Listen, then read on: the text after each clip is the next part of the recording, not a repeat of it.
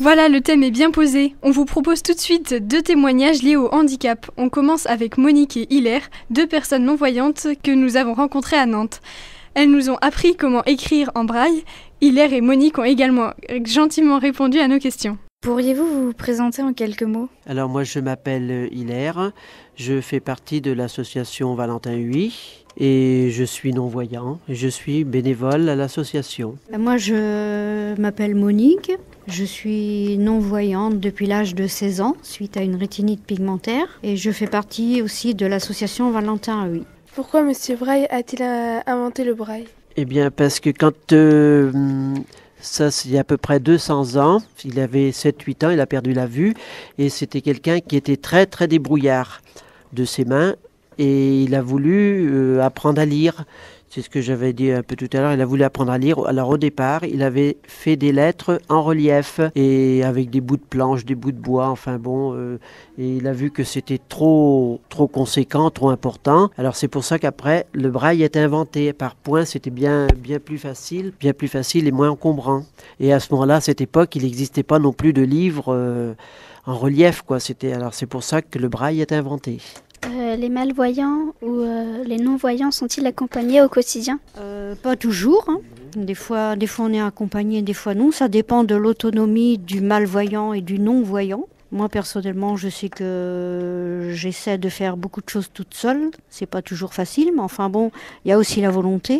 Alors, le plus ennuyeux, c'est surtout les trajets. Des fois, ça arrive qu'on a besoin d'être accompagné ou pour remplir des papiers, mais autrement, personnellement, j'arrive à me débrouiller pas trop mal quand même, quoi. Je fais mon ménage à 4 pattes, ou enfin bon, on prend en fait des techniques, quoi. Alors, combien de temps vous mettez pour apprendre le braille ? Plus on l'apprend jeune, plus c'est facile.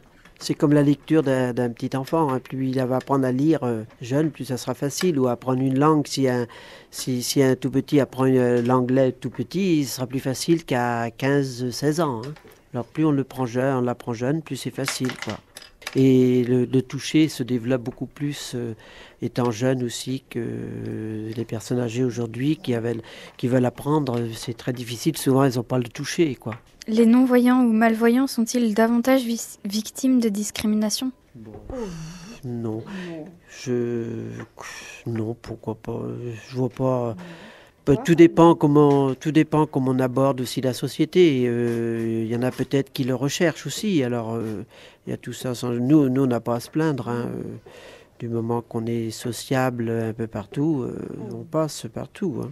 Si on est à un arrêt de bus, si on demande quel bus, le numéro du bus, les gens sont toujours prêts à nous dire ou nous demander ce que vous avez besoin qu'on vous aide à traverser.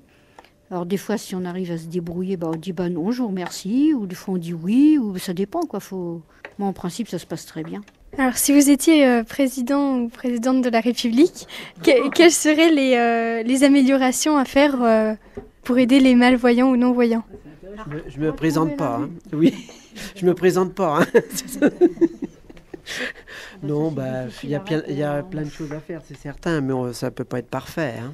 Où c'est gênant, ce sont les poubelles sur le trottoir. On est obligé de passer sur la rue, par exemple, des choses comme ça. Faut y penser. Si un jour vous sortez la poubelle, faut pas la laisser en plein milieu du trottoir s'il n'y a pas la place de passer à côté. Hein.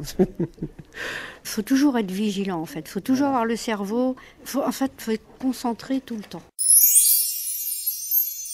Pour moi, la pire des discriminations est par rapport à l'origine. Selon moi, on ne choisit pas où l'on est. C'est comme l'une de mes voisines, elle est née en Afrique, elle a la peau chocolat noir et il y a des personnes qui l'insultent par rapport à son apparence. Débat d'FM, émission spéciale, on vous le rappelle, émission sur les discriminations et les différences. Nous allons conclure en parlant du festival Handiclap. Il se tiendra à Nantes du 15 au 18 mars. Ce sont des spectacles, expositions et ateliers ouverts à tous. Pour en savoir plus, nous vous proposons l'interview de Laurence Royer, vice-présidente de l'APAGE. Quels sont les objectifs du festival ? Alors les objectifs du festival, donc d'une part faire se rencontrer par la culture des personnes en situation de handicap et des personnes qui ne le sont pas, valoriser le travail d'artistes handicapés, permettre à des personnes qui sont notamment adultes en établissement, par exemple, qui ont peu l'occasion de se rendre sur des lieux de concert ou sur des lieux de pratique théâtrale, de pouvoir à la fois assister à des spectacles culturels et y participer par le biais d'ateliers, par exemple. Pourriez-vous nous présenter plus précisément les ateliers ? Donc on a des ateliers à la fois le jeudi et le vendredi pour les scolaires. Donc des ateliers principalement en fait pour des jeunes un peu plus âgés.